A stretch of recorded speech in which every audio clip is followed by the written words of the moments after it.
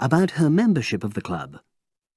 First, you have some time to look at questions 1 to 5.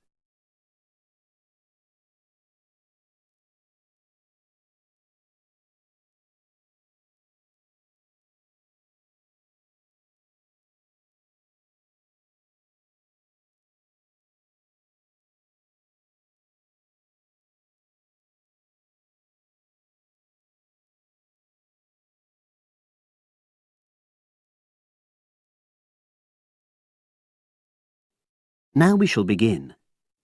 You should answer the questions as you listen, because you will not hear the recording a second time. Listen carefully and answer questions 1 to 5. Oh, excuse me. I wonder if you'd have the time to take part in some market research. What's it about? About this club and your experiences and opinions about being a member. It'll take less than 5 minutes. Oh, OK then, as long as it's quick. Can I start by taking your name? It's Selina Thompson. Is that Thompson? Yes. Okay, great. Thanks. And what do you do for a living? Well, I'm an accountant, but I'm between jobs at the moment. I understand. But that's the job I'll put down on the form. And would you mind my asking which age group you fall into? Below 30, 31 to 50, and above? Over 50, I think we can safely say. Great, thanks. And which type of membership do you have? Sorry, I'm not sure what you mean. Do you mean how long? No, is it a single-person membership? Oh, right, no, it's a family membership. Thanks. And how long have you been a member? Ooh, let me see. I was certainly here 5 years ago, and it was probably 2 to 3 years more than that. Shall I put down 8? Oh, I remember now. It's 9, definitely. Sorry. No problem. I've got that. And the last question in this first part is, what brought you to the club? Sorry?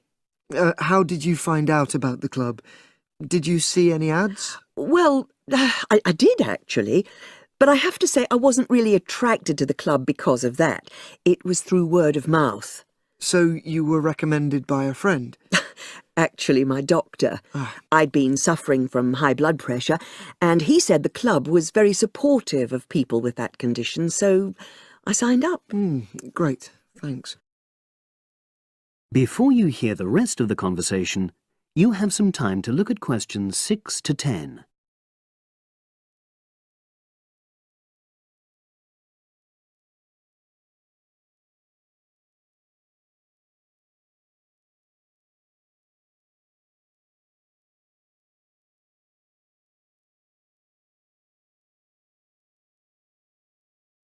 Now listen and answer questions 6 to 10. Now, for the second part of the form, I want to ask a bit more about your experience of the club. Sure. How often would you say you use the club? It varies enormously, depending on how busy I am. Of course. But on average, per month? I'd say it averages out at twice a week. OK, so 8 on average. Yeah, and 4 of those are aqua aerobics classes. That leads me to the next question. Would you say the swimming pool is the facility you make most use of? Fair to say that, yep. Right, thanks. And are there any facilities you don't use? One area I realise I've never used is the tennis courts. And there's one simple reason for that. You don't play tennis? Actually, I'm not bad at it. Oh. It's that I'm not happy having to pay extra for that privilege. Oh, right. I've made a note of that. Thanks. Now, in the last section, are there any suggestions or recommendations you have for improvements to the club? Only about health and fitness? Anything at all? Well, I'd like to see more social events. It isn't just a question of getting together for games or classes, but other things, you know. Yes, sure. And another thing that I was thinking when I had my yoga class in the gym last night, we were all sweltering in the heat, was that I think they should put in, well, you know... Air conditioning. That's exactly what I mean. The rooms are really light and well designed, but they do need proper installations. Sure. Well, I've made a note of that. Good. So, is there anything else you'd like to suggest? About quality of service, for example? Oh, everyone's very nice here. They couldn't be more friendly and helpful. Oh, but I tell you what, it's a shame the restaurant isn't open in the evening on Saturday, and Sunday as well, for that matter. Oh. So, the club should... Open it later on those days. OK. Well, thank you very much. That's all the questions I have.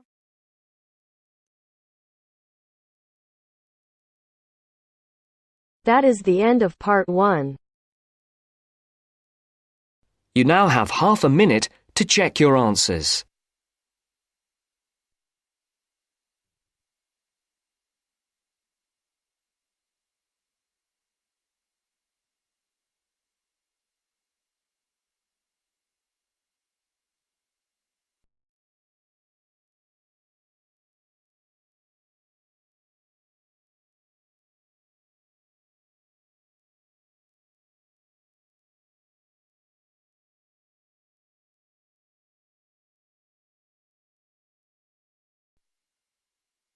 Now turns to part 2.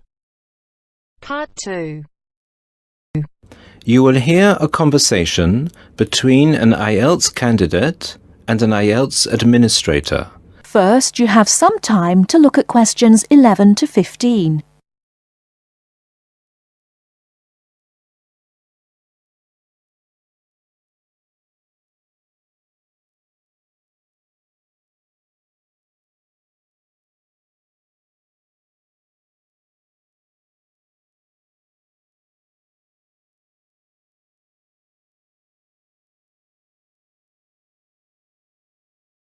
Now, listen carefully and answer questions 11 to 15.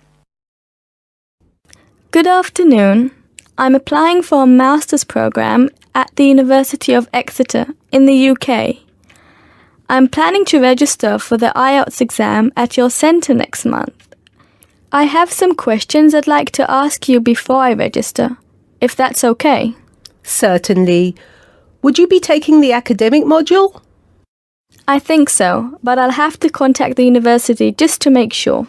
You'll probably need the academic because most universities don't accept the general training. And anyway, the procedures to register for the exam are the same for both the general and the academic modules. Good.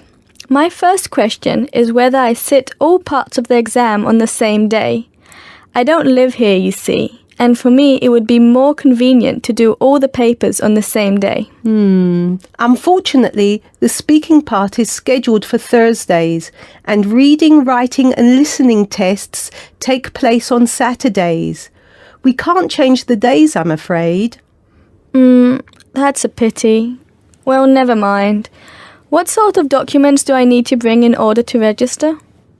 You'll have to fill in the Ielts application form and bring an ID, a copy of your ID, and 2 passport-size photos on a white background. Will any ID do?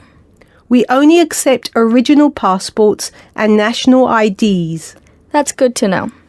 Did you say that reading, writing and listening are scheduled for Saturday? That's right. Will I get a break in between the papers? I'm afraid there aren't any breaks between the papers. Each paper takes an hour to complete, so it's 3 hours straight through. You'll first do listening and then reading, followed by the writing test. This is a standard requirement from Cambridge. Before you hear the rest of the talk, you have some time to look at questions 16 to 20.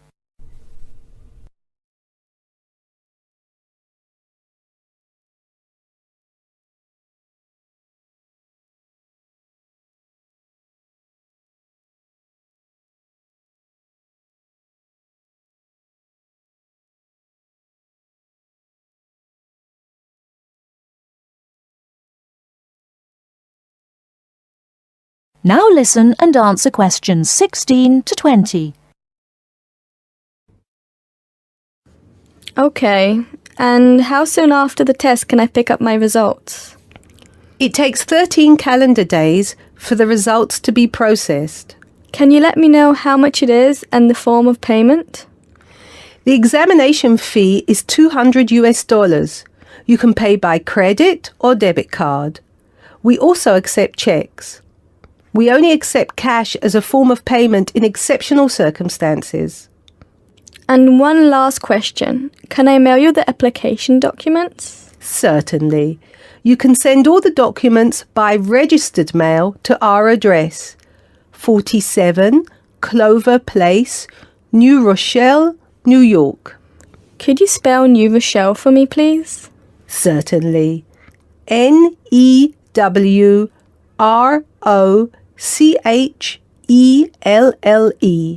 Could I have the zip code as well? Sure. Our zip code is 10806.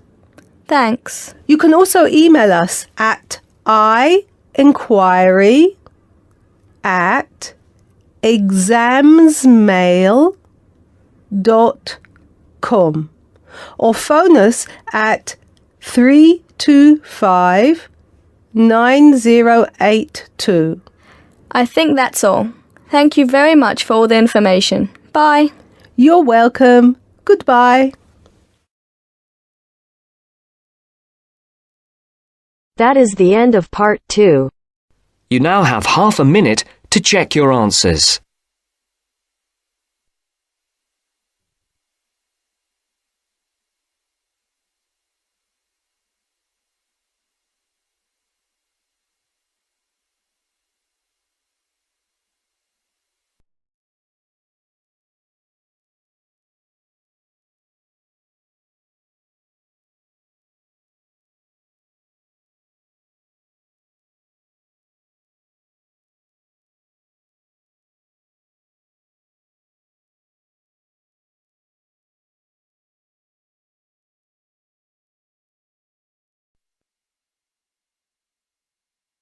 Now turns to part 3. Part 3.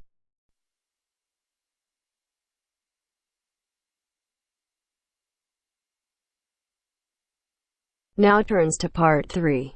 Part 3.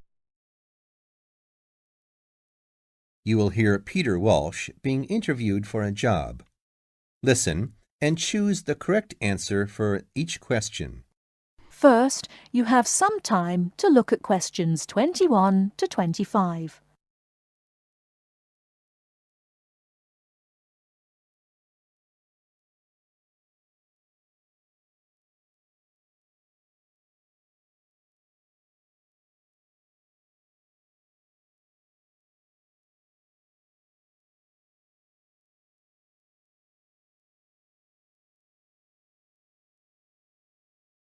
Now, listen carefully and answer questions 21 to 25.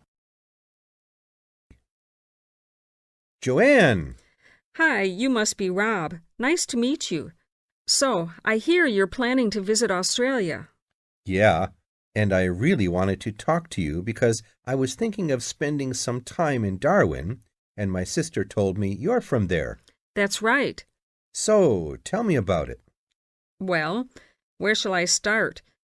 Well, Darwin's in what they call the top end, because it's right up at the northern end of Australia, and it's quite different from the rest of Australia in terms of cultural influences.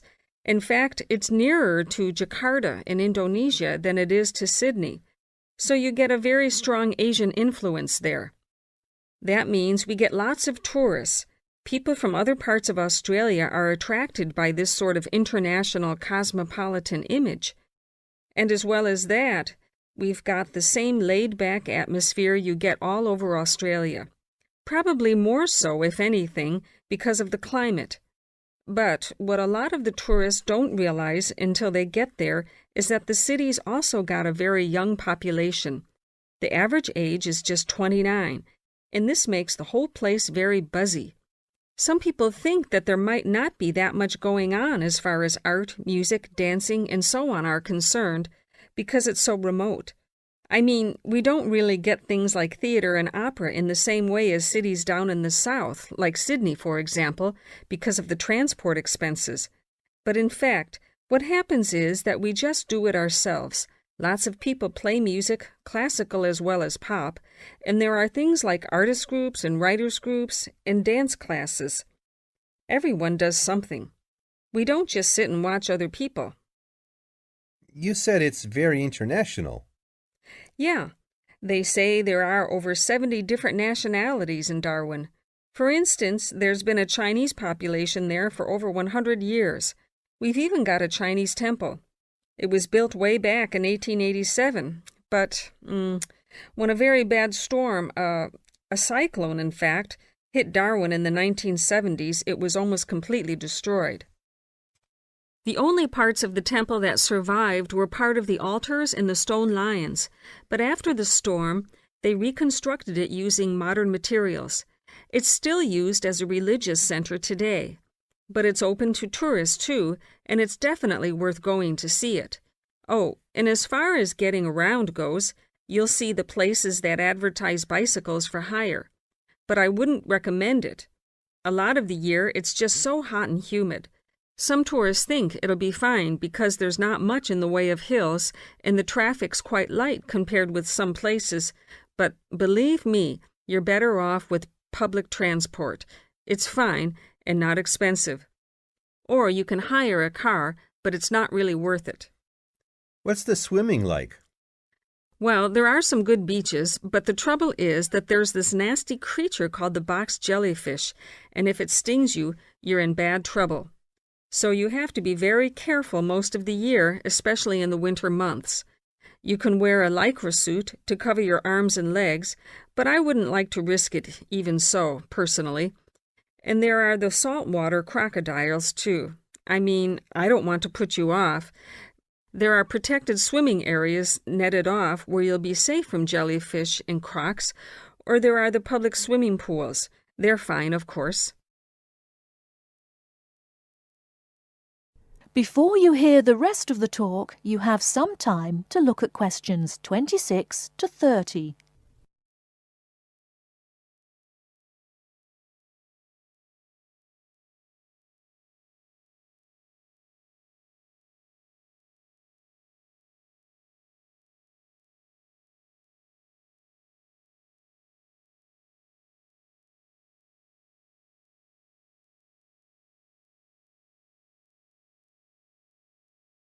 Now listen and answer questions 26 to 30.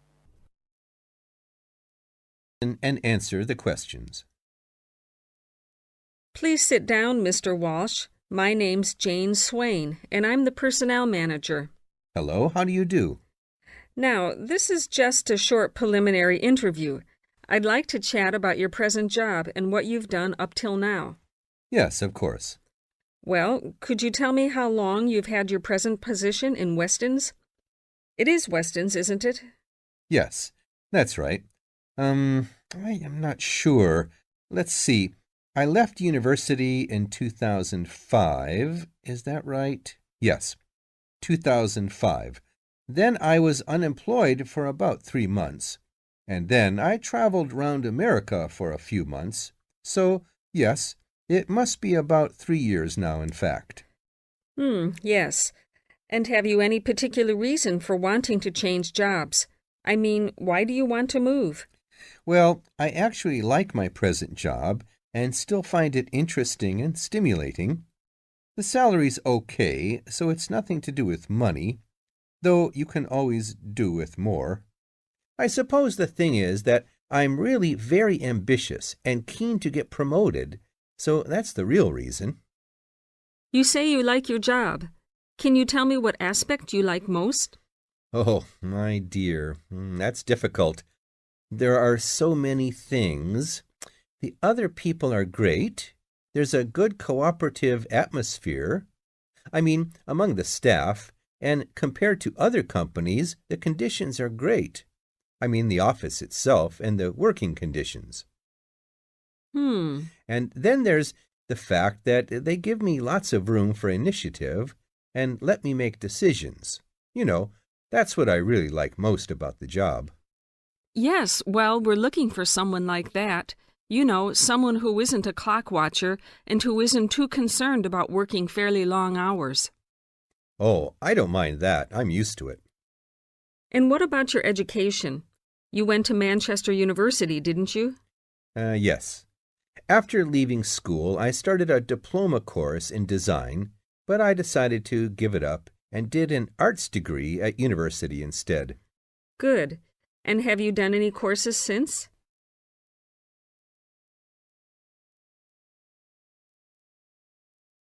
That is the end of part 3. You now have half a minute to check your answers.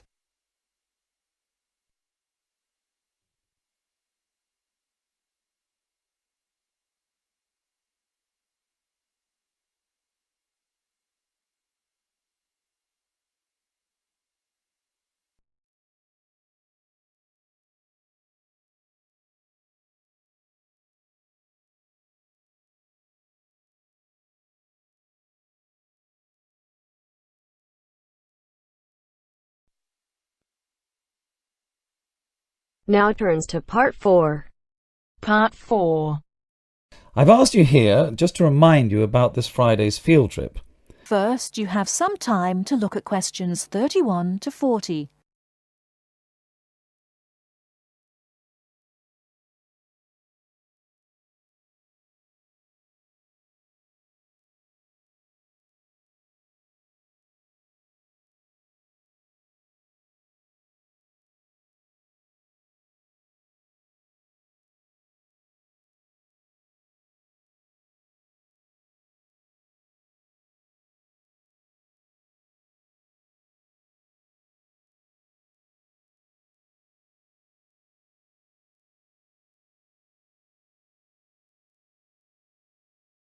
Now, listen carefully and answer questions 31 to 40. OK, I'd like to keep this meeting as brief as possible, as I'm sure we all have things to do. I've asked you here just to remind you about this Friday's field trip. This is the first of many field trips you'll be going on, so there are a few rules I'd like to make clear now. Most importantly, I want you all to remember that simply because you are leaving the college does not mean that you are not studying. This is an essential part of your course and should be treated as such. There will be 2 assignments for you to complete whilst you are there, and some extension work you will be expected to do over the weekend, so I suggest you all pay attention on the day. Moving on, remember that we are going to a salt marsh and must dress appropriately. High-heeled shoes and t-shirts are not what I consider appropriate. You need good footwear, preferably boots, and you should bring a waterproof jacket as the weather is unpredictable. It would also be a good idea to bring a change of clothes. There is a chance you will get wet, and a 3-hour return journey in damp clothes is nobody's idea of fun. We will be on the marsh from about 10 o'clock to about 4, so you'll be given a light lunch. However, if you want to bring any snacks with you, then please feel free to do so, although we will be stopping for dinner on the way home. Now, this is the 4th time the college has been to Park Drive Saltmarsh, and so far we have never lost a student. However, remember that there are 28 people going, and if you are late, you will be keeping myself and your colleagues waiting, and at that time in the morning you will not find me very forgiving. Please try to arrive a few minutes before 7. If you are not here on the hour, you risk being left behind. For those of you who are being collected in the evening, you can expect to be back here between 8:30 and 9 p.m.